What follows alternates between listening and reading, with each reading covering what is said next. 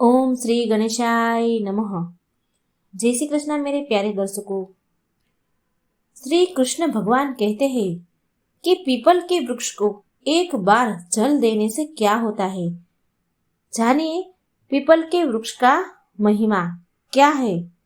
तो ये वीडियो पूरा अंत तक देखिए और वीडियो अच्छा लगे तो चैनल को लाइक करना, सब्सक्राइब भी जरूर कर देना। वीडियो को लाइक और शेयर करना मत भूलना।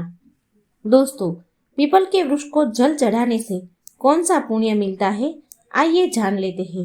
एक नागिन के उद्धार की इस महान कथा के माध्यम से। समुद्र की गहराइयों में स्थित क्षीर सागर, वहां का दृश्य अत्यंत दिव्य और मनमोहक था। क्षीर सागर में लहरों के बीच में शेषनाग की सैया पर भगवान विष्णु सुकून से विराजमान थे। उनका नील वर्णी शरीर दिव्य आभा बिखेर रहा था। उनके समीप माता लक्ष्मी उनके चरण दबा रही थी। चारों ओर दिव्य प्रकाश था और वातावरण में शांत संगीत की ध्वनि गूंज रही थी। इस बीच एक पावन पथ से आकाश मार्ग होते हुए देवर्षि नारद जी वहां पहुंचे। नारद जी के हाथ में उनका दिव्य वीणा था और मुख पर हल्की चिंता की रेखाएं थी। भगवान विष्णु ने नारद जी को देखा और मंद मंद मुस्कुराते हुए कहा कि पधारो नारद, तुम्हारा स्वागत है। ऐसा प्रतीत होता है कि तुम कुछ व्यग्र हो। क्या बात है? क्या तुम्हारे भ्रमण में कोई अनहोनी घटी है? नारद जी ने शीश झुकाकर भगवान विष्णु को प्रणाम किया और कहा, हे प्रभु, मैं अभी अभी पृथ्वी लोक से लौटकर आ रहा हूँ। पृथ्वी का भ्रमण करते हुए मैंने एक अत्यंत विचित्र दृश्य देखा। वहां कुछ लोग पीपल के वृक्ष को काटते हुए देखा मैंने। उन्हें उसका महत्व पता नहीं है क्या? उन्हें उसके महत्व का कोई ज्ञान ही न हो। दूसरी ओर कुछ तपस्वी मुनि और साधक उस वृक्ष की पूजा कर रहे थे, उसकी परिक्रमा कर रहे थे, उस पर जल अर्पित कर रहे थे और मंत्र उच्चारण कर रहे थे और भगवान विष्णु की स्तुति कर रहे थे। प्रभु, इस भास देखकर मेरे मन में जिज्ञासा उत्पन्न हुई है। पीपल के वृक्ष का क्या रहस्य है? यह वृक्ष इतना पवित्र क्यों है कि कुछ लोग इसकी पूजा करते हैं और जिन्हें इनका ज्ञान नहीं है वे इसे काटने का पाप क्यों करते हैं? कृपा करके मुझे इसका महत्व बताइए, विस्तार से बताइए, ताकि मैं इस ज्ञान को लोगों में फैला सकूं। भगवान विष्णु के मुख पर एक कोमल सी मुस्कान खिली उठी। वे मंद मंद स्वर में बोले, नारद, तुम्हारा प्रश्न अत्यंत महत्वपूर्ण है। पीपल का वृक्ष कोई साधारण वृक्ष नहीं है। यह वृक्ष स्वयं मेरे स्वरूप का प्रतीक है। यह न केवल देवताओं का निवास स्थान है, बल्कि इसकी पूजा से मनुष्य के समस्त पापों का नाश होता है और उन्हें मोक्ष की प्राप्ति होती है। सुनो, मैं तुम्हें पीपल के वृक्ष के महत्व की एक कथा सुनाता हूँ, जो यह स्पष्ट करेगी कि क्यों यह वृक्ष पवित्र है और क्यों इसकी पूजा करनी चाहिए। हे नारद, इस कथा को केवल वर्णन और श्रवण से ही मनुष्य के लिए पुण्य प्रदान हो सकता है। जो भी इस पावन कथा को श्रद्धा और भक्ति के साथ सुनता है या सुनाता है, उसे अनगिनत पुण्य प्राप्त होते हैं। जो व्यक्ति इस कथा का श्रवण करता है, उसके जन्म जन्मांतर के संचित पाप नष्ट हो जाते हैं, चाहे उसने अपने अज्ञान वश कितना ही बड़ा पाप क्यों न किया हो। इस कथा के श्रवण से उसे पापों से मुक्ति मिलती है।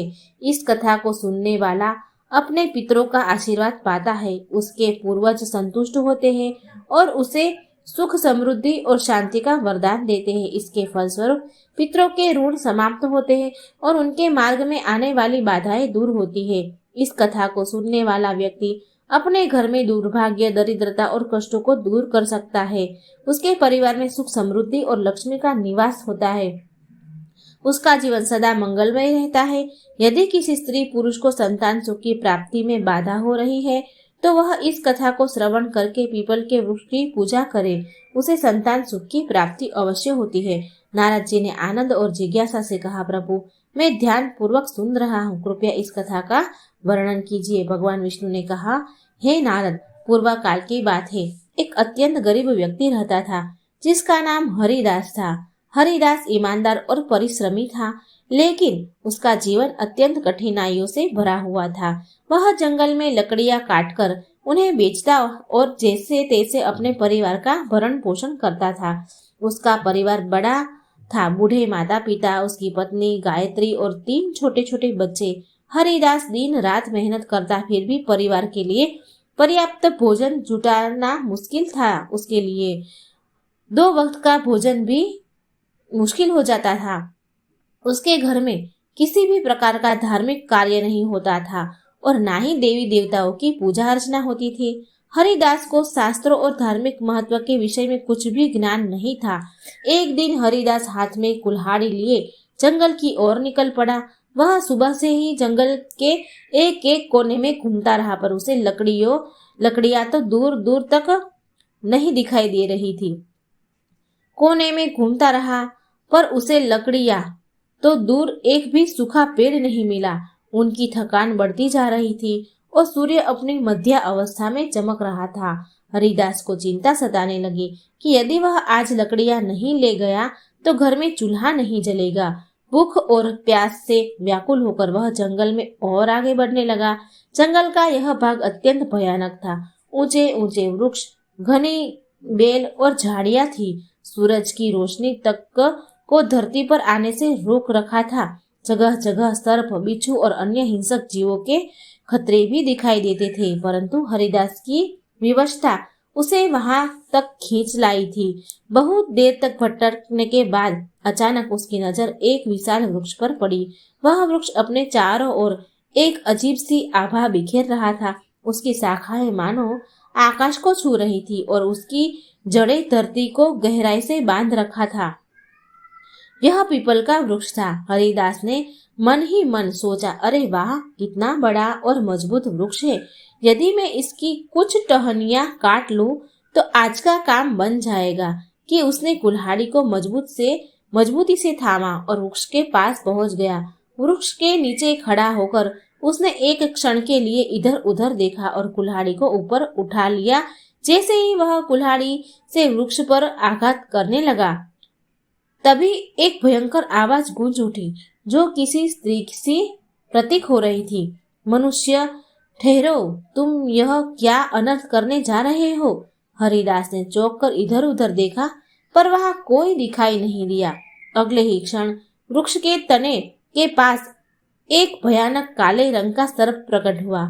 उस सर्प की आंखें चमक रही थी, मानो उनमें अग्नि की ज्वाला जल रही थी। हरिदास भयभीत होकर पीछे हट गया। सर्प धीरे धीरे उसके सामने आकर कहने लगा। वह अब सर्प नहीं बल्कि एक सुंदर स्त्री का स्वरूप धारण कर चुका था। यह कोई साधारण स्त्री नहीं थी, बल्कि एक नाग कन्या थी। उसका चेहरा तेजस्वी था और उसकी आंखों में अपार रहस्य झलक रहा था। फिर नाग कन्या ने गंभीर स्वर में कहा, हे मनुष्य, तुम यह पवित्र पीपल का वृक्ष काटने जा रहे थे। क्या तुम्हें इनका ज्ञान नहीं है कि पीपल के वृक्ष में देवताओं का वास होता है? इसे काटने से तुम्हें महान पाप लगेगा। हरिदास की सांसें तेज हो गई। वह भयभीत होकर कांपते स्वर में बोला, हे देवी, आप कौन है और मुझसे मनुष्य की वाणी में बात कैसे कर रही है? मैंने तो ऐसा कुछ कभी सुना भी नहीं था। कृपया मुझे बताइए कि आप कौन है और यह वृक्ष क्यों इतना विशेष है? नाग कन्या मुस्कुराते हुई बोली, हे मनुष्य, इस पीपल के वृक्ष की रक्षक हूँ। मेरा नाम नागिनी सुरसा है। यह वृक्ष मेरे लिए बहुत प्रिय है, क्योंकि इसी वृक्ष में मेरा वास है और यह है, परंतु इस वृक्ष के साथ मेरा यह जुड़ाव केवल इस जन्म का नहीं है, बल्कि यह एक पुरानी कथा का परिणाम है। सुनो, मैं तुम्हें अपने पूर्व जन्म की कथा सुनाती हूँ। यह कहते हुए नाग कन्या सुरसा का चेहरा गंभीर हो गया। उनकी आंखों में अतीत का एक गहरा रहस्य चमक उठा। हरिदास विस्मय और जिज्ञासा से उसकी ओर देखने लगा, क्योंकि यह सब उसके लिए अत्यंत अद्भुत और विचित्र था। नाग कन्या ने अपना वृत्तांत आरंभ किया। नाग कन्या ने गहरी सांस ली और हरिदास की ओर देखते हुए कहा है, हे मनुष्य, पिछले जन्म में मेरा नाम सुमति था। मैं एक प्रतिष्ठित वैश्य परिवार में जन्मी थी। मेरे पिता एक धनवान व्यापारी थे और मेरे विवाह का आयोजन उन्होंने बड़ी धूमधाम से किया। मेरा विवाह एक पुण्य आत्मा और ज्ञानी वैश्य पुत्र से हुआ, जिसका नाम धर्मपाल था। मेरे पति अत्यंत धार्मिक प्रवृत्ति के थे और अनाज का व्यापार करते थे। उनका जीवन सदा सदाचारी में वो बिताते थे। उसका जीवन सदा धर्म और सत्कर्म में लीन रहते थे वो, किंतु मैं उनके गुणों से सर्वथा विपरीत थी। मेरा स्वभाव अत्यंत स्वार्थी और अहंकारी था। मैं ना तो अपने पति का आदर करती थी और ना ही किसी प्रकार के धर्म कर्म में रुचि रखती थी। मुझे देवी देवताओं की पूजा व्यर्थ प्रतीत होती थी। मेरा मन सदा सांसारिक सुखों और धन संपत्ति में लिप्त रहता था। मेरे पति मुझे समझाते रहते थे कि हमें जीवन में पुण्य के कार्य करने चाहिए, देवताओं की पूजा करनी चाहिए, किंतु मैं उनकी बातों में हमेशा अनुशासन कर देती थी। मैं उनकी बातों को हमेशा अनसुना कर देती थी कि हमारे गांव के पास एक मुनि का आश्रम था। वह आश्रम शांत, पवित्र और प्रकृति की छाव में बसा हुआ था। वहां के वातावरण में एक अलौकिक शांति थी। मुनि ने अपने आश्रम के आंगन में एक छोटा सा पीपल का वृक्ष लगाया हुआ था। गांव के लोग वहां नियमित रूप से पूजा करने आते थे। वे पीपल के वृक्ष के चारों ओर दीप जलाते, जल चढ़ाते और उनकी परिक्रमा करते। उनका विश्वास था कि इस वृक्ष में भगवान विष्णु का वास है और उसकी पूजा करने से उनके पितृ प्रसन्न होते हैं। लोगों की श्रद्धा और भक्ति से वह वृक्ष बहुत ही कम समय में विशाल हो गया। एक दिन की बात है, मैं उस आश्रम के पास से गुजर रही थी। वहां मैंने देखा कि एक ब्राह्मण अत्यंत श्रद्धा से उस पीपल को वृक्ष की पूजा कर रहा था। वह वृक्ष के तले जल चढ़ा रहा था और मंत्र उच्चारण कर रहा था। यह दृश्य देखकर मैं ठहर गई। मैं ठहका मारकर हंसने लगी और कटु स्वर में कहा, अरे ब्राह्मण, तुम मूर्ख हो क्या? मूर्खों की तरह इस वृक्ष की पूजा क्यों कर रहे हो? यह तो केवल एक पेड़ है, ना फल देता है ना फूल। क्या यह पेड़ किसी काम का भी है? ना फल देता है ना फूल देता है। यह व्यर्थ का ढोंग है। तुम्हारी पूजा का कोई लाभ नहीं है। मेरे शब्द सुनकर वह ब्राह्मण अत्यंत शांत भाव से मेरी ओर देखता रहा। फिर वह गंभीर स्वर में बोला, हे देवी, तुम्हारा जीवन अज्ञान ही है। तुम्हारा अज्ञान ही तुम्हारे इस व्यवहार का कारण है। क्या तुम्हें ज्ञात नहीं है कि यह पीपल का वृक्ष मात्र एक साधारण वृक्ष नहीं है? इस वृक्ष में स्वयं भगवान विष्णु का वास होता है।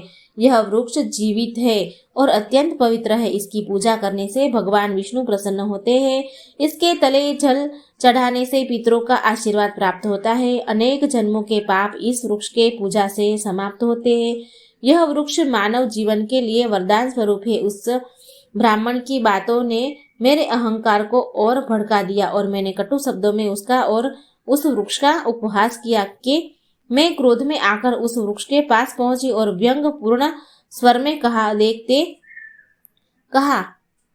देखते हैं तुम्हारा यह वृक्ष कितना महान है। यह कहकर मैंने आवेश में आकर पीपल के वृक्ष को लात मार दी। जैसे ही मेरी लात उस वृक्ष को लगी, उसी क्षण एक विचित्र घटना घटी। मेरे पैर से लेकर शरीर के अन्य अंगों में जलन होने लगी। वह जलन असहनीय थी। मैंने देखा कि मेरे शरीर में परिवर्तन हो रहा था। धीरे धीरे मेरा रूप बदलने लगा। मेरी त्वचा काली पड़ने लगी और देखते ही देखते मैं एक भयानक सर्पिनी हो गई। नागिनी का स्वरूप धारण करके मैं वहीं पर चीखने चिल्लाने लगी।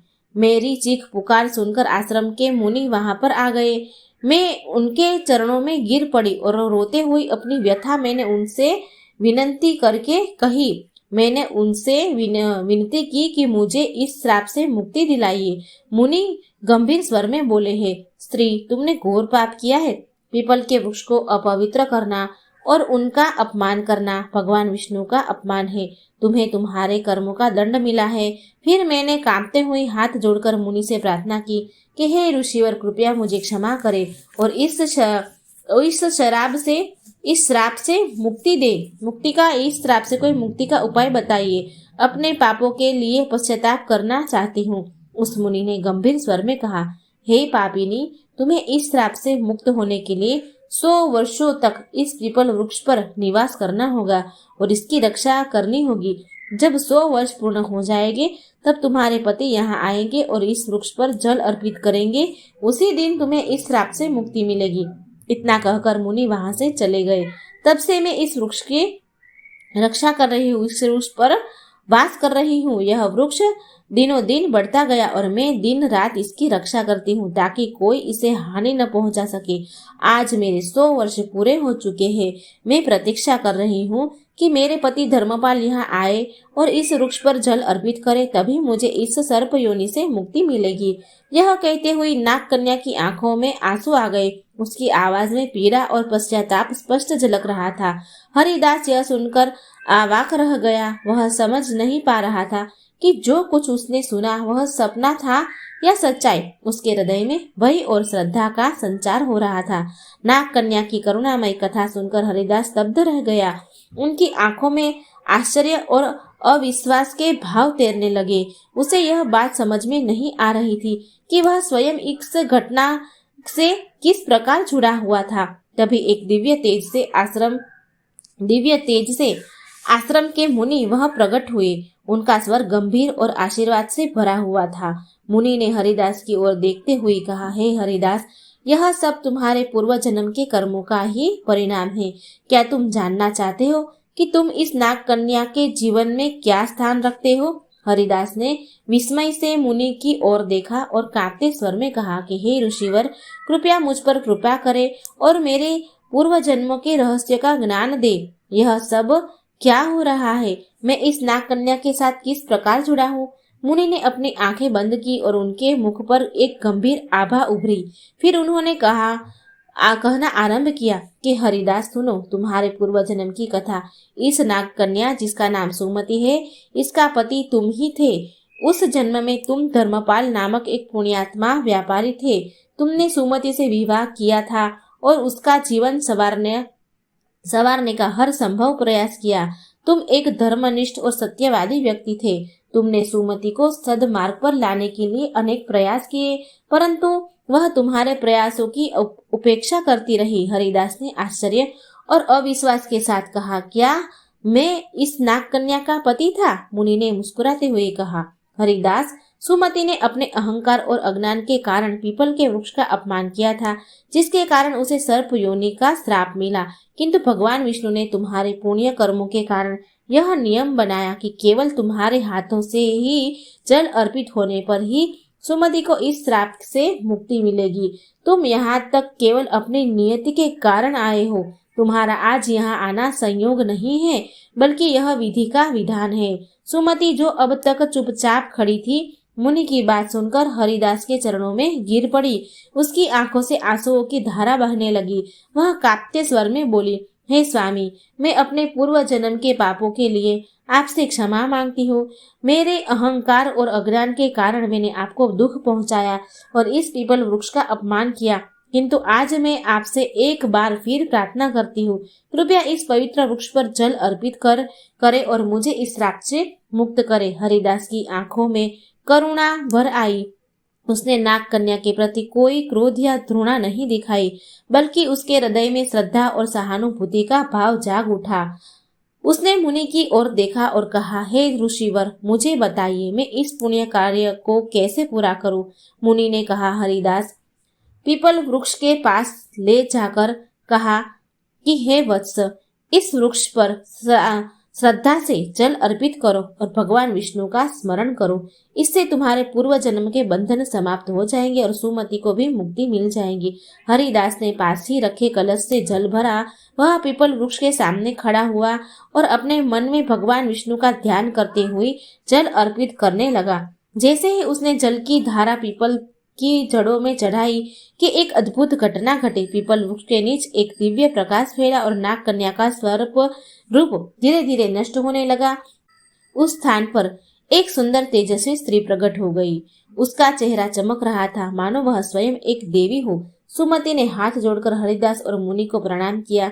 सुमति ने कहा, हे स्वामी, आपके पुण्य और भगवान विष्णु की कृपा से मुझे आज इस अभिशाप से मुक्ति मिली है।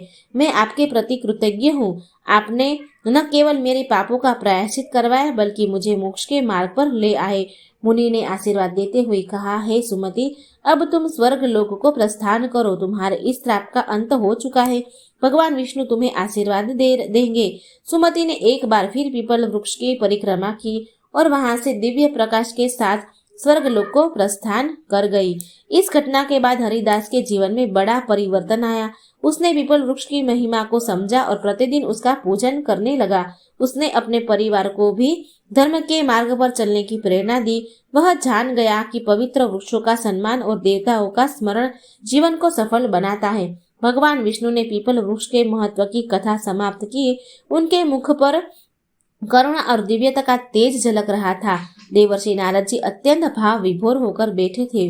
उन्होंने भगवान विष्णु की स्तुति करते हुए कहा, हे प्रभु, आपने पीपल वृक्ष की महिमा और यह कथा सुनाकर मेरी जिज्ञासा को शांत किया है। धन्य हो गया, मैं धन्य हो गया। इस कथा से यह स्पष्ट हुआ कि मनुष्य अपने अज्ञान और अहंकार के कारण ही पाप के मार्ग पर चलता है, किंतु आपकी कृपा से ही उसका उद्धार संभव है। यह वृक्ष न केवल पवित्र है, बल्कि स्वयं आपका दिव्य स्वरूप है। भगवान विष्णु मुस्कुराते हुए बोले, हे नारद, यह सत्य है कि पीपल का वृक्ष सृष्टि का जीवन है। इसकी जड़ में मैं स्वयं निवास करता हूँ, तने में भगवान शिव का वास है और शाखाओं में ब्रह्मा का। इस वृक्ष की पूजा करने से मनुष्य त्रिदेव का आशीर्वाद प्राप्त करते हैं। जो भी इस कथा को श्रद्धा से सुनेगा, सुनाएगा अथवा पीपल के वृक्ष की पूजा करेगा, उसे मेरे परम धाम की प्राप्ति होगी। उसके समस्त पापों का नाश होगा और उसे जीवन में सुख, शांति तथा परलोक में मोक्ष का आशीर्वाद मिलेगा। नारद जी ने कहा, हे प्रभु, मैं अविलंब पृथ्वी लोक पर जाऊंगा और इस कथा का प्रचार करूंगा। मैं लोगों को यह बताऊंगा कि पीपल के वृक्ष का अपमान नहीं करना चाहिए। इसकी पूजा करके वे आपके सानिध्य को प्राप्त कर सकते हैं। तो दोस्तों, इस प्रकार भगवान विष्णु ने नारद जी को पीपल के वृक्ष का महिमा सुनाया। उम्मीद है आपको यह कथा पसंद आई होगी।